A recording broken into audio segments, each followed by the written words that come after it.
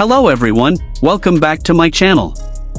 If you are joining us for the very first time today, I want to give you a genuine and warm welcome, because what we are about to talk about is one of those stories that proves something ARMY has believed for years, except this time it is not coming from a fan account or a fan-run media outlet. It is coming from one of the largest and most respected English-language newspapers in Asia, and the claim they are making is bold, specific, and impossible to dismiss as fan hyperbole. And if you have been part of this community for a while, you already know how much we value these moments, the ones where the outside world, the mainstream, non-fandom affiliated world, looks at Jimin and arrives independently at the same conclusions ARMY has been making for years.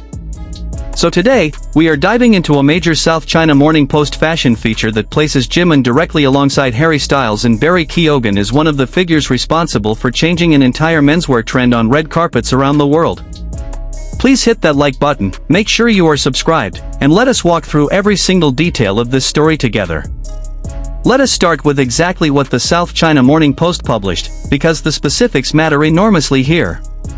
The article, published in the style section of SCMP, one of the oldest and most internationally respected English-language newspapers in Asia, founded in 1903 and read by millions across Hong Kong, mainland China, and the broader Asia-Pacific region, carries the headline, "The shirtless suiting trend has landed on red carpets thanks to Harry Styles, Barry Keoghan, and BTSJimin." I want you to sit with that headline for a moment, because the construction of it is deliberate and significant. This is not an article about K-pop. This is not a piece written for a fandom-specific audience or a Korean entertainment vertical.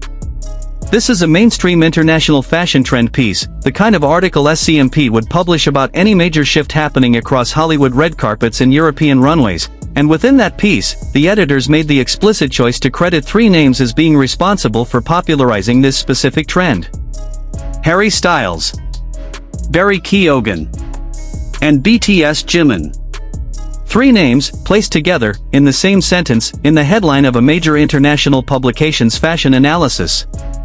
Let us talk about who else is in that sentence, because the company Jimin is being placed alongside here is genuinely significant. Harry Styles is, by any reasonable measure, one of the most influential and closely watched figures in global fashion over the past several years, a former boy band member turned solo artist whose individual style evolution, particularly his embrace of gender-fluid silhouettes, floral patterns, and boundary-pushing red carpet choices, has been credited with reshaping how an entire generation of young men think about fashion and self-expression. Vogue has profiled him extensively. Fashion historians and stylists regularly cite him as one of the most consequential style influences of his generation. And Barry Keoghan is one of the most acclaimed actors of his cohort and Academy Award nominee for The Banshees of Inisherin, known not only for searing dramatic performances but for a fearless, frequently provocative approach to red carpet dressing that has made him one of the most photographed and discussed menswear figures on the awards circuit. These are not minor figures. These are two of the most significant tastemakers in contemporary celebrity fashion, and the South China Morning Post specifically chose to place Jimin in that same sentence, crediting him with the same level of trend-setting influence. Now let us get into the actual substance of the article, because the specificity of what SCMP wrote about Jimin's contribution to this trend is worth unpacking carefully.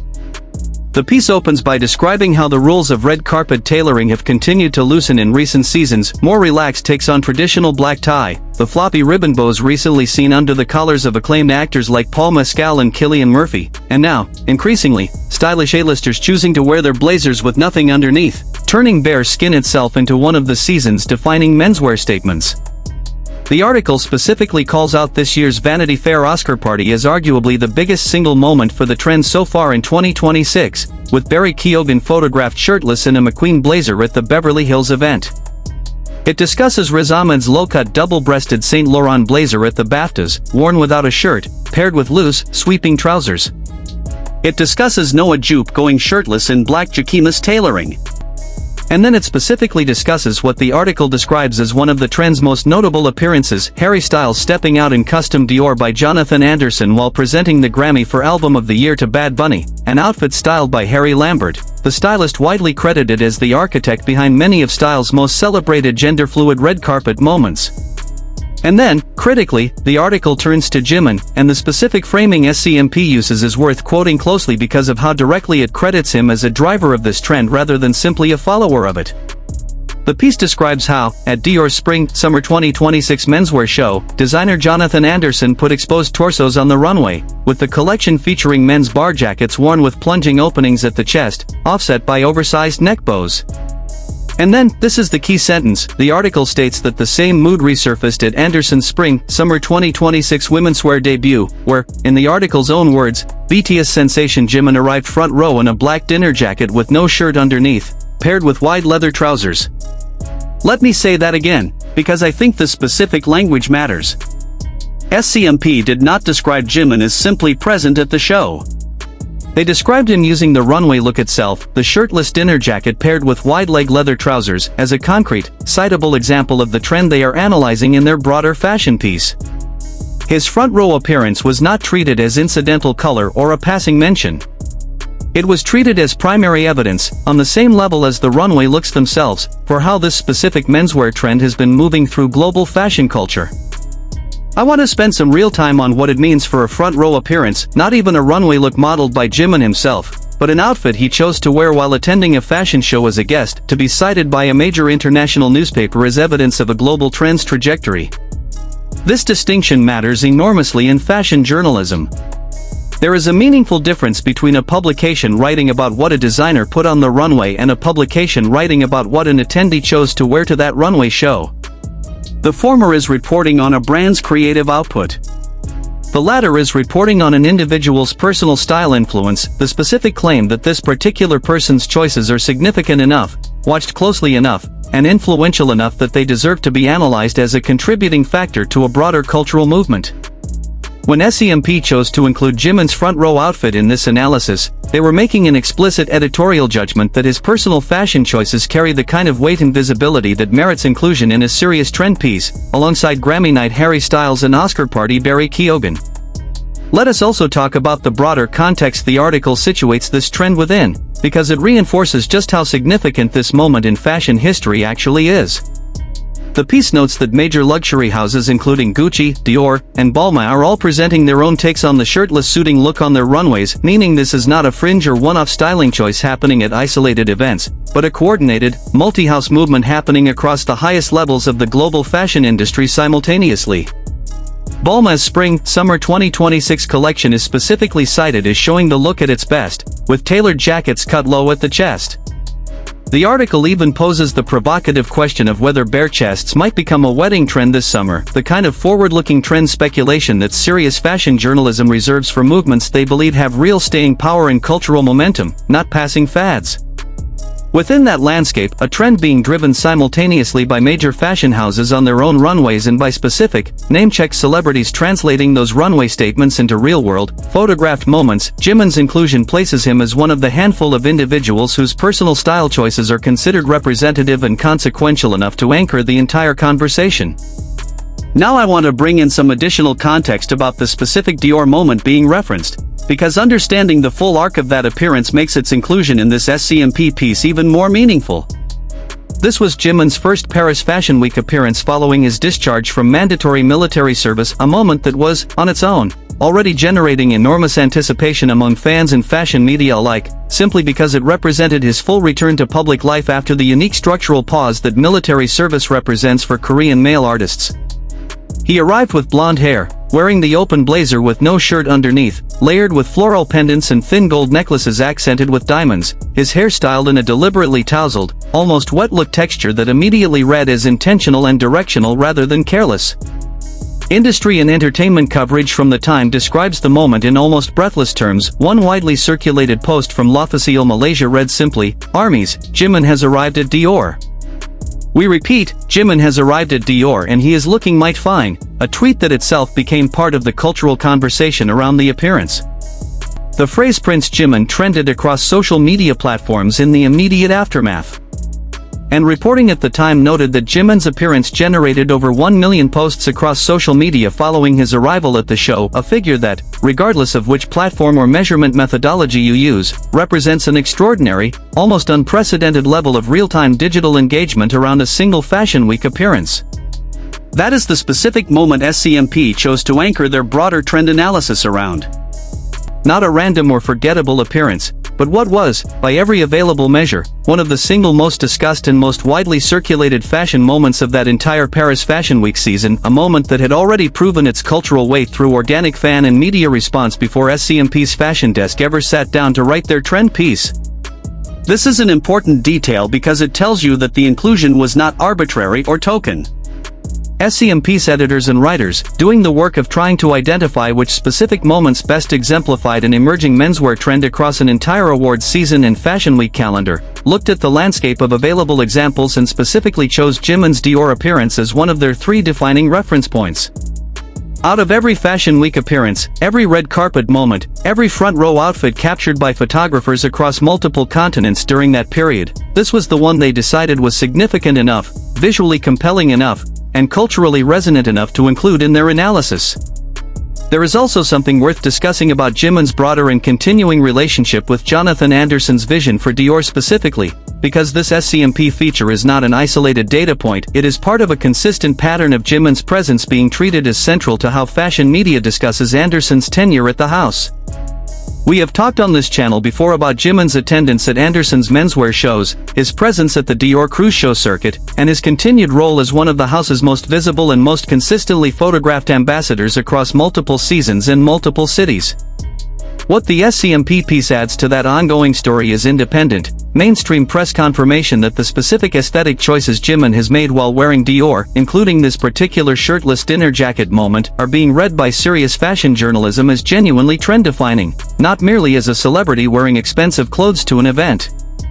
There is a meaningful difference between a publication saying Jimin looked great in Dior and a publication saying Jimin's specific styling choice is one of 3 defining examples we are using to explain a global menswear trend currently being embraced by Gucci, Dior, and Balmain. The SCMP piece is unambiguously making the second, much stronger claim. I think it is worth pausing here to reflect on what this kind of recognition actually represents in the broader arc of how K-pop artists are perceived within international fashion journalism. For years, even as individual K-pop idols secured prominent positions as brand ambassadors for major luxury houses, there remained a meaningful gap between being selected as a brand's representative, a role that, however prestigious, is ultimately a commercial appointment made by the brand itself, and being independently credited by outside, non-affiliated journalism as a genuine style influence whose personal choices shape broader cultural trends. The first kind of recognition tells you that a brand has decided you are valuable to their marketing strategy. The second kind of recognition, the kind SCMP's fashion desk extended here, tells you that independent observers, professionals whose entire job is to track and interpret global style movements, have looked at your specific choices and concluded that they carry genuine, citable, trend-defining weight. That is a different and in some ways more significant form of validation, because it does not depend on any brand relationship or commercial incentive. It is simply a journalist's professional judgment that this is what is actually happening in global fashion right now, and this is who is driving it. Let us also take a moment to appreciate the specific visual elements of the look itself, because I think understanding why this particular outfit photographed in red so powerfully helps explain why it earned this level of recognition. A black dinner jacket, formal, sharply tailored, traditionally associated with the most buttoned-up and conservative end of menswear, worn with absolutely nothing underneath, the deliberate emptiness of the open chest creating a striking visual contrast against the structure and formality of the jacket itself. Paired with wide-leg leather trousers, which add a different kind of drama through their fluid, almost fluttering movement, a deliberate counterpoint to the rigid tailoring above.